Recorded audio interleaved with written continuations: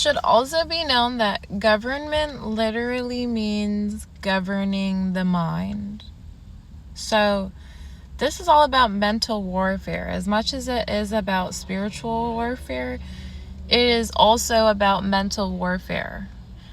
So your thoughts, your mind, we have particular frequencies out there right now making people fight more, making people fight with themselves, making people fight with their families, literally projecting things into the atmosphere that make people fight and argue. We've already known that chemtrails have the ability to do this, but there's other things being utilized as well.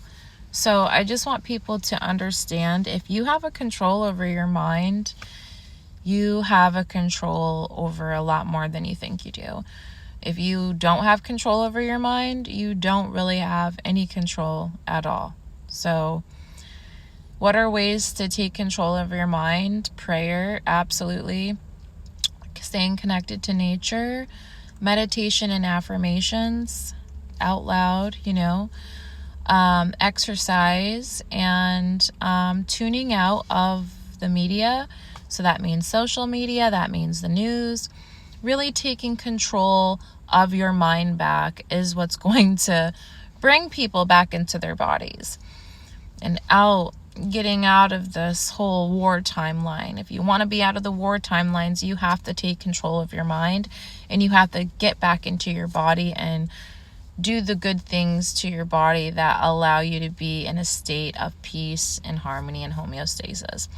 You can't give up your mind power for anything. And, there's so many things. I could sit here and talk for days about warfare on the mind, because I've witnessed it so many times with so many people, and I've gone through it myself. I've gone through lots of different programming and ritual schemes, brainwashing against my consent that has, made warfare in my body, so I had to purge all of that out and really come back to myself, come back to my center, come back to my heart, come back to God, come back to my truth. That's why I'm a strong believer in the Holy Spirit. I'm a strong believer in the Most High. I'm a strong believer in love and heart medicine.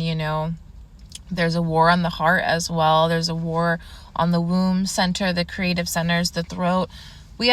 Our energy centers are consistently being attacked to be siphoned off of, because we are so valuable. Our DNA is so valuable. We have so many things in this world, in this galaxy, that would love to occupy human bodies, that would love to occupy Earth. Okay? And once you understand this from like an intergalactic standpoint, you'll understand why protecting your body, why detoxing your body, why parasites and such, understanding all of that is so important. Parasites can even attack the mind. There are energetic parasites that are not physical. There are chemical things that we breathe in that's being put in the food to make us disengage from our body's power centers. So governing of the mind. Who's in charge of your mind? Who's governing your mind? I'm always going to give it to God. I'm always going to give it to the heart. I'm always going to give it to truth, to love. That's what has my mind. Yes, I'm a very emotional creature. I can be taken out of my mind with my emotions, which is why I have to be discerning with what I'm giving my emotional energy to, as I'm a very emotional being. And I know that my emotions, my heart is attacked a lot more. I have very good control over my mind. It takes a lot for my mind, especially now in my life, to be messed with. But my heart has always been attacked. My sacral has always been attacked because of how emotional I am and how much I function with my emotional body. So I have to make sure that I don't get emotionally charged up too much, because I know that's taking me away from my power. It's taking me out of my body.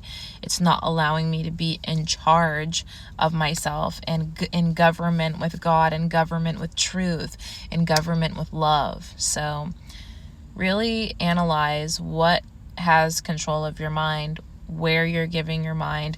There's a lot of people here that don't want to control their mind. They'd rather have someone like have a little battery in their back and twist them up and power them up because they think that excuses them from being responsible for themselves, when really, you know, you got to understand what you're consenting to. Very, very important.